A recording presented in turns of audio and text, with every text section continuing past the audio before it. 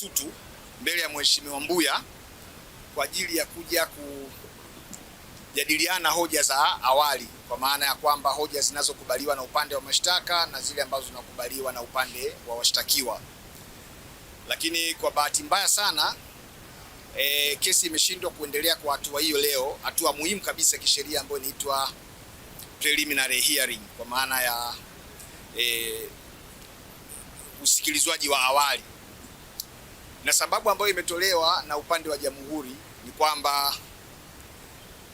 wamenukuu kifungu cha sheria ambacho kinataka washtakiwa kabla kesi haijafikia kwenye hatua ya leo waweze kuwa wamepewa nyaraka zote zinazohusiana na kesi ya jamhuri, kwa maana ya ushahidi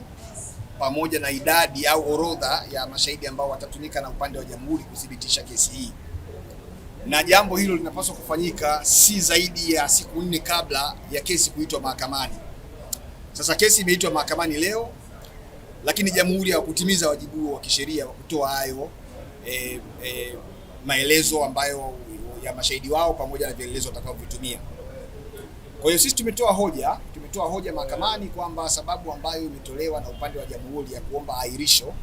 ili wakatimize wajibu ambao walipaswa kuutimiza siku 4 kabla ya kuja mahakamani leo, kwamba ombi hilo kwanza halina mashiko,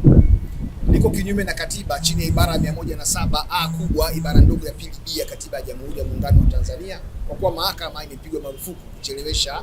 haki bila sababu za msingi. Kwa hiyo tunashukuru Mungu, Mheshimiwa hakimu amekubali hoja yetu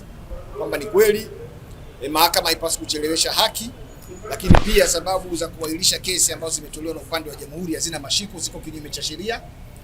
na zinaathiri haki za washtakiwa, kwa sababu chini ya ibara ya 13 ibara ndogo ya 6B ya katiba ya Tanzania, washtakiwa inahesabika bado hawana hatia mpaka pale mahakama itakapothibitisha hatia hiyo. Kwa hiyo wanapaswa kutendewa kwa haki wakati wote wa usikilizwaji wa shauri hili. Lakini muhimu ikumbukwe tu kwamba washtakiwa hawa 18 ambao walikufika mbele ya mahakama ya hakimu mkazi Dar es Salaam Kisutu leo ni wanafunzi wa vyuo vya elimu ya juu, vyuo mbalimbali hapa Tanzania, na mashtaka yao wanashtakiwa kwamba waligushi nyaraka ili kuweza kujipatia haki ya kupata mkopo, lakini pia ili kuweza kupata fursa ya kusomeshwa kwa gharama za serikali. Sasa kitu ambacho kinashangaza, haki ya kupata elimu ni haki ya msingi ya Mtanzania yoyote, na ni wajibu wa msingi wa serikali kuhakikisha kwamba elimu kama moja ya mahitaji muhimu ya mwanadamu inatolewa kwa Watanzania wanaostahili. Sasa hawa wanastahili, lakini wameshtakiwa kwamba wamegushi nyaraka kupata mkopo ambao mwisho wa siku baada ya masomo yao watawajibika kuulipa, lakini ni mkopo ambao unawawezesha wao kupata elimu ili baadaye waitumie elimu hiyo kama nyenzo ya kuja kujisaidia wenyewe, lakini kulisaidia taifa kutokana na elimu watakayokuwa wameipata. Sasa tunashangaa wanaletwa hapa mahakamani leo wanashtakiwa, wakati watu ambao wanagushi nyaraka mbalimbali kwenye ripoti ya CAG na kujipatia mabilioni ya shilingi wanatamba tu mtaani. Wito wangu tu ni kwamba mahakama isikilize ili shauri, na kama itaonekana halina msingi wowote wa kisheria waachiwe uhuru wakaendelee na masomo, wapate elimu itakayokuja kutusaidia wote kama taifa. Lakini vinginevyo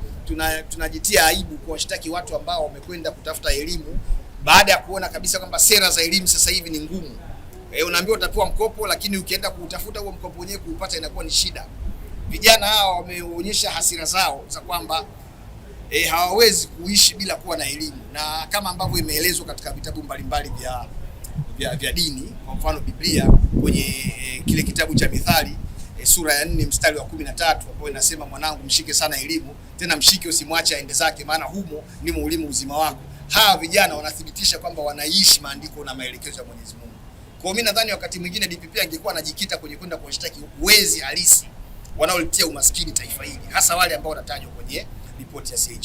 Sasa baada ya kusikiliza hoja zote hizo, mahakama imetoa amri. Kwanza imetoa onyo kwa upande wa jamhuri kuto kutumia kisingizio chochote kile kudharau matakwa ya sheria, lakini na amri zinazotolewa na mahakama kwa kuhakikisha kwamba hizo nyaraka